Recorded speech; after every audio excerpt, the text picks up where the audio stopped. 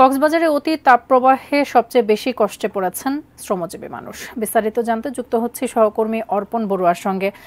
অর্পণ, কি অবস্থা কক্সবাজারে? সেখানেও তো তাপমাত্রা অনেক বেশি, সারা দেশেই তাপমাত্রা অনেক বেশি, শ্রমজীবী মানুষ কষ্টে রয়েছেন, তারা কি বলছেন আসলে? যেমনটি বলছিলেন, কক্সবাজারের তাপমাত্রা আজকে 32 ডিগ্রি সেলসিয়াস অবস্থান করছে। আমরা কক্সবাজার শহর এবং আশেপাশের যে এলাকাগুলো আছে এখানে আমরা খবর দিয়েছি এবং আমরা ঘুরে দেখেছি যে যারা শ্রমজীবী মানুষ আছে তারা তীব্র তাপপ্রবাহের মধ্যেও তারা কিন্তু তাদের যে কর্ম সেটি করেই যাচ্ছে। যারা রিক্সাওয়ালা আছেন তারা দৈনন্দিন রিক্সা চালিয়ে জীবিকা নির্বাহ করছেন, পাশাপাশি যারা দিনমজুর আছেন অথবা কৃষি ক্ষেত্রে যারা কাজ করেন তারাও কিন্তু এই তীব্র রোদের মধ্যে, তীব্র গরমের মধ্যে অথবা তাপপ্রবাহের মধ্যেও তারা কিন্তু জীবিকা নির্বাহের যে কাজ সেটি করে যাচ্ছেন।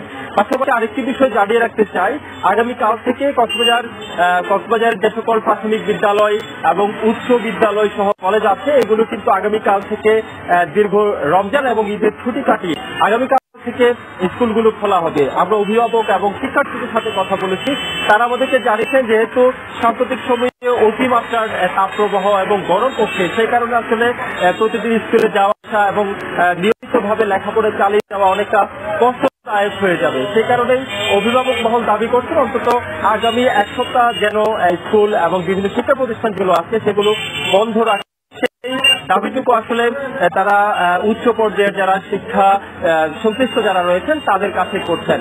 আরেকটি বিষয় জানিয়ে রাখতে চাই, কক্সবাজার সমুদ্র সৈকতের আশেপাশে কিন্তু আমরা এই মুহূর্তে অনেকগুলো পর্যটককে দেখতে পাচ্ছি যারা দেশের নানা প্রান্ত থেকে কক্সবাজারে বেড়াতে এসেছেন, কিন্তু অতিমাত্রার গরমের কারণে ভ্রমণ যেমন বিকৃত হচ্ছে, ঠিক পাশাপাশি শ্রমজীবী মানুষ যারা আছেন তাদের কিন্তু কাজকর্ম করতে গিয়েও তাদের বিভিন্ন সমস্যার সম্মুখীন হতে হচ্ছে। পাশাপাশি তীব্র গরমের কারণে অনেক মানুষ ডায়রিয়া সহ বিভিন্ন রোগে আক্রান্ত হয়ে হাসপাতালে ভর্তি হচ্ছেন, এই খবরও কিন্তু আমাদের কাছে আছে।